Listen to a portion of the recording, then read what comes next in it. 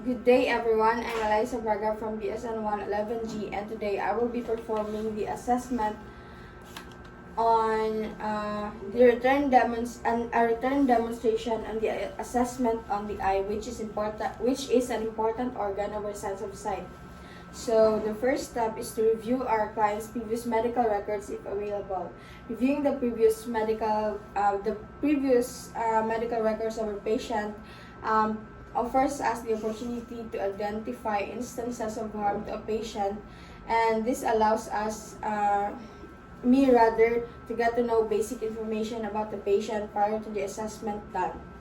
Next is determine the scope of the assessment needed and prepare the necessary equipment. This is done to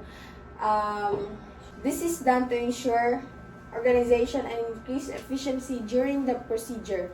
The equipment includes a pen light, a Snellen chart or e-chart, opaque card, working gloves, jot down notebook, and a pen. Perform hand washing, don gloves if needed or necessary. So now I will perform hand washing to deter the spread of microorganisms or hand hygiene, and don gloves if needed in the assessment. So, good day ma'am, I'm Eliza and I will be your student nurse for today. So, can you please state your name and age?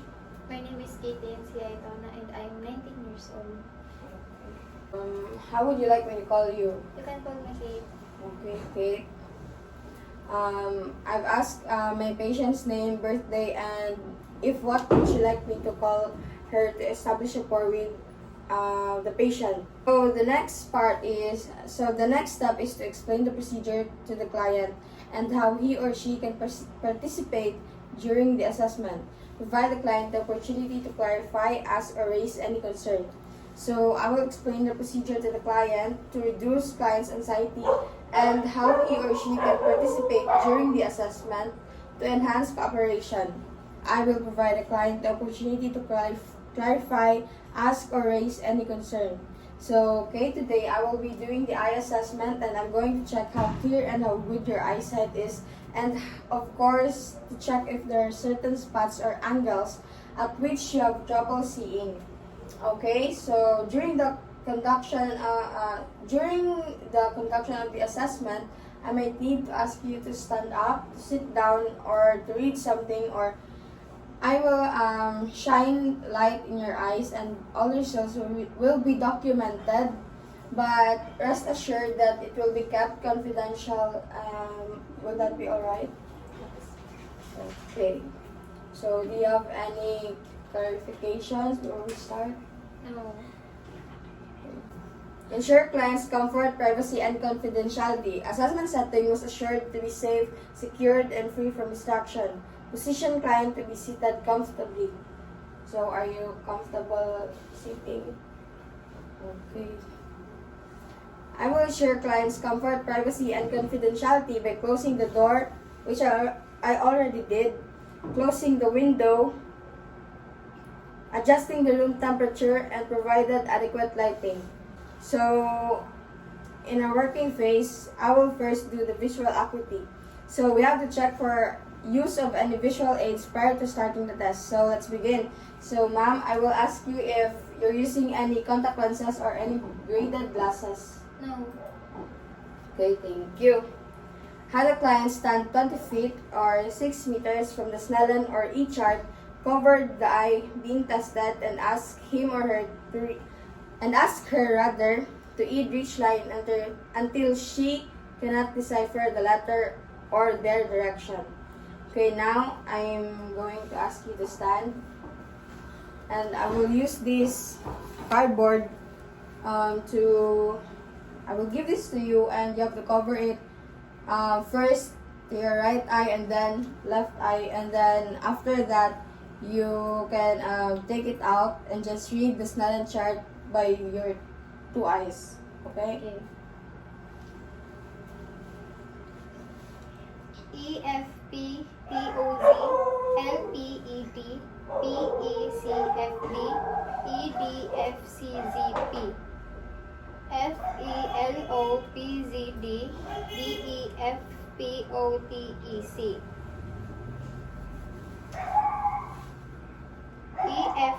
EFP, POZ, LPED, PECFD, EDFCZP, FELOPZD,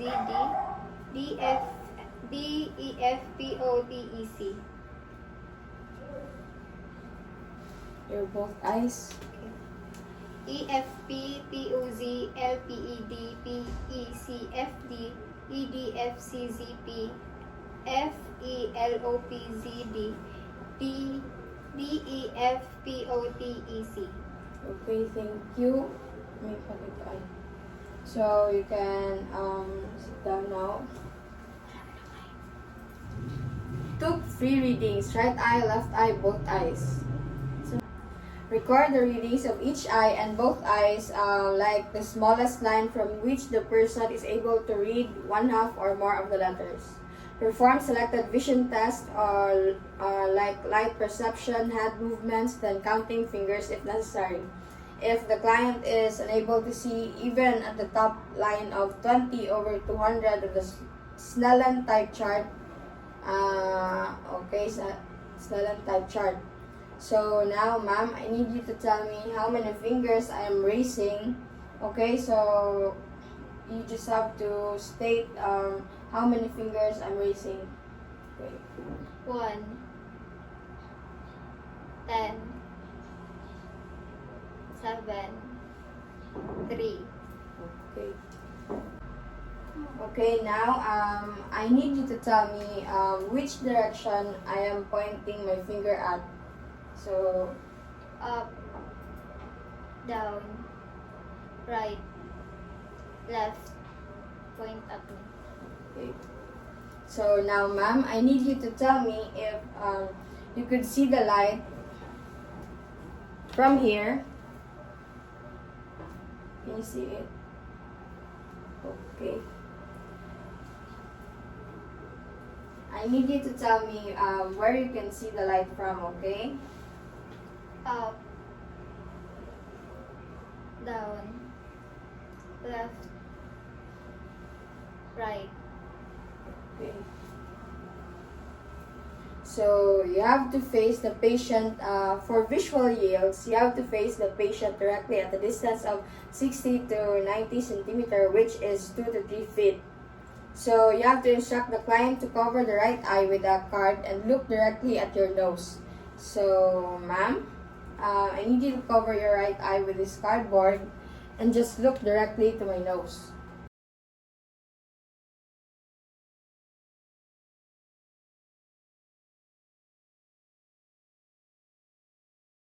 Okay, thank you.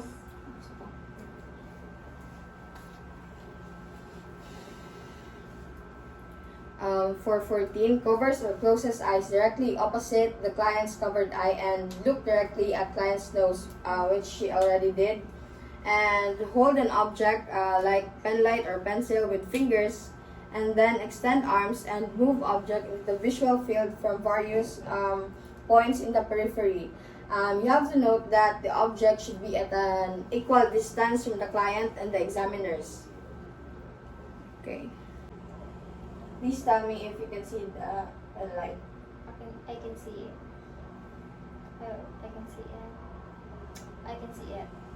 I can see it. I can see it. I can see it. Okay. So you have to hold an object like pen light or a pen with fingers, and then extend your arm and move the object into the visual field from various points in the periphery. Note that the object should be at an equal distance from the client and the examiners. So you ask your client report if the pen is, when the pen moves, and if she can see it in her peripheral vision. Okay. And then repeat the steps for the other eye, reversing the process. So, ma'am, can you tell me if I'm moving my finger? Yeah. Okay. Oh, yes. Yes. Yes. Yes. Yes. Okay. So for visual inspection of the eyes, visually inspect the eye for alignment and symmetry. So okay, proceeding now, I'll be checking your if your eyes are aligned and symmetrical. So we have to inspect the eyebrows for hair distribution and alignment and skin quality, and then movement and its movement.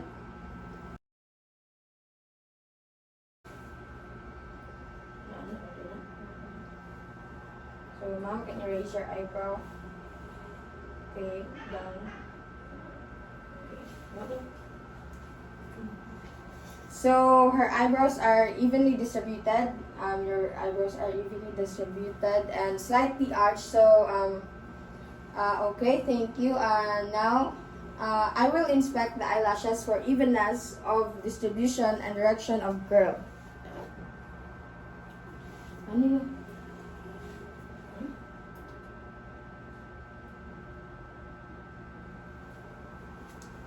Okay, so ma'am, your eyelashes are both evenly distributed and curls are slight upward.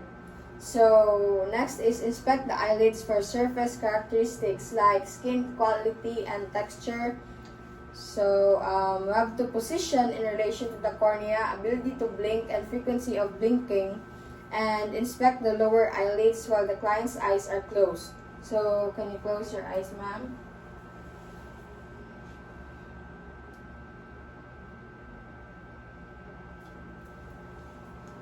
Okay, so it closes symmetrically and there are no discolorations and no lesions. And now, ma'am, can you blink for me, please? Okay, thank you. So next is you have to inspect the area over the lacrimal gland and lacrimal sac for swelling. So I'm going to palpate your lacrimal gland, ma'am, and lacrimal sac. Okay?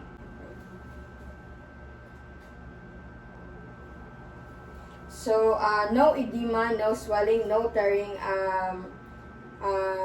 There are no edema rather than swelling or tearing in her lacrimal sac. So next is you have to ask the patient to look up and then depress the lower lid of the patient with one stump afterwards to assess the sclera and bulbar conjunctivae. Okay, ma'am, so can you look up?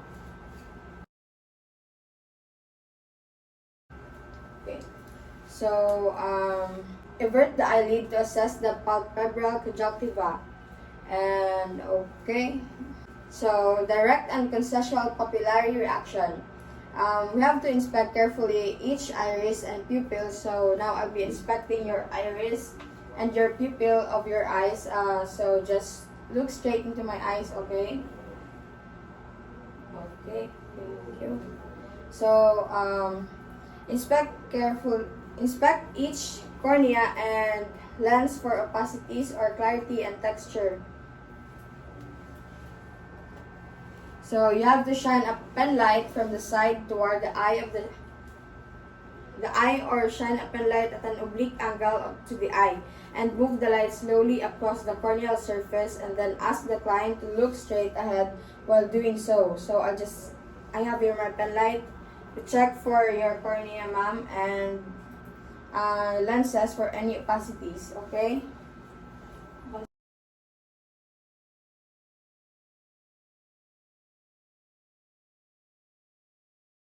Okay, there are no opacities. And then assess each pupil's direct and consensual reaction to light. Darken the room partially and ask the client to look into the distance. You can look here at my back, ma'am, while I'm assessing you. So I just turn off the light right now. It will be just quick. Okay.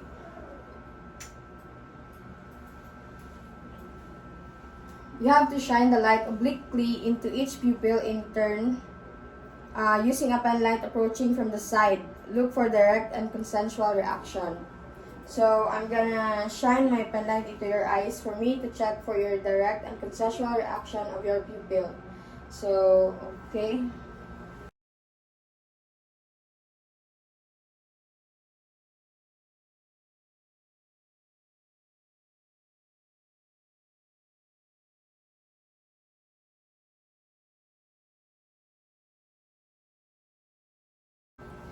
Okay, very good. Thank you, ma'am. So what I did is I've shown light in your eyes and then it constricted, and that is direct reaction. And for consensual, it means when you shown light onto your right and the left eye, it's also constricted, which is normal. So now I will assess each pupil's reaction to accommodation. So now, ma'am, I proceed to the assessment of your pupil's reaction to accommodation. So, you have to hold an object like a pen light or pencil or a pen about 10 centimeter or 4 inches from the bridge of the client's nose to determine the function of the third oculomotor or cranial nerve. So you have to ask the client to look first at the top of the object and then at the distant object, like the wall at my back, ma'am, behind the pen light. And then instruct your patient to alternate the gaze from the near to the far object. So observe the pupil's response. Okay, can you look at the top of my pen light and at my back and vice versa, okay? Pen light, back. Okay, back to the pen light and the back. Okay, thank you. So, ask the client to look at the near object and then move the pen light or pencil toward the client's nose.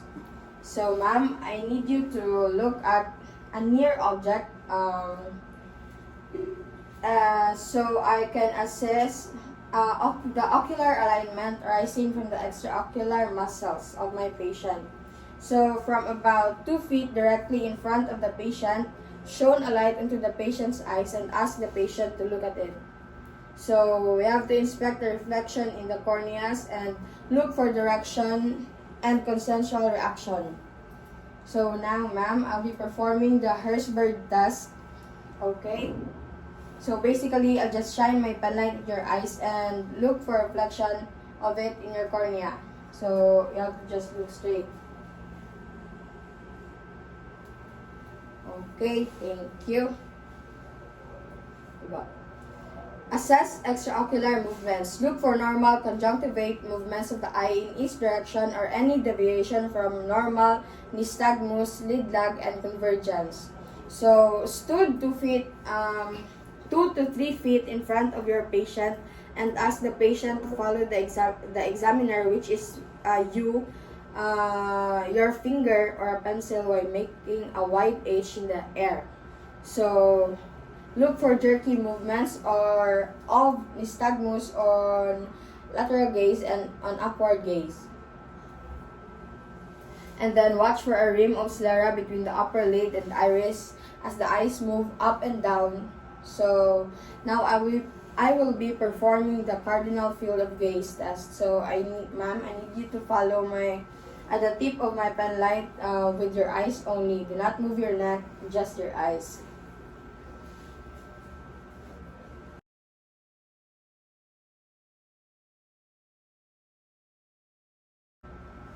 Okay.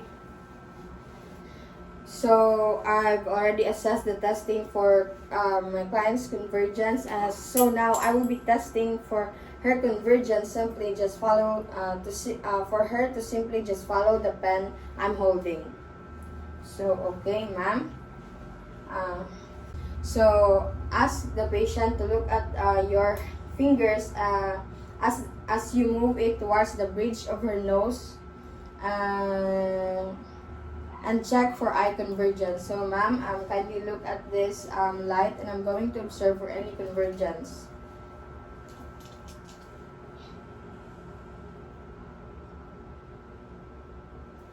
Okay, thank you.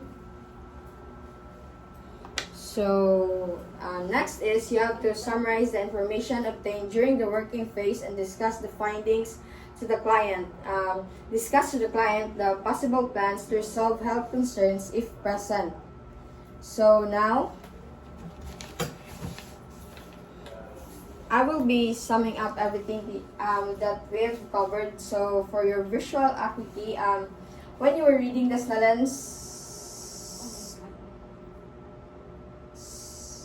Snellen's chart, The result is your right eye's vision is 20/25 and your left eye is 20/20 and both of your eyes is 20/20.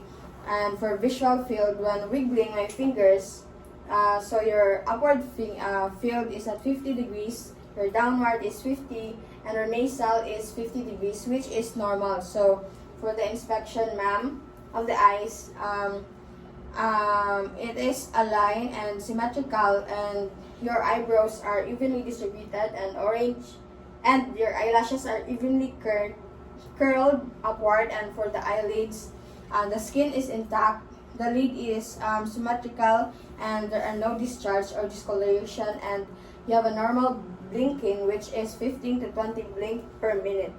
And so I was palpating your lacrimal gland. There is no edema, no swelling, and no tearing. The sclera, and your sclera is white, which is normal. And your vulval conjunctiva is good. Your pupil and iris is normal. So no opacities, and the pupil is at 3 millimeters, which is normal. So your pupil reaction to accommodation is normal. Cardinal Fields gaze test is both eyes are coordinated and no jerky movements are present. So everything is normal. So assess for your client's understanding of the plan and the need for further teaching.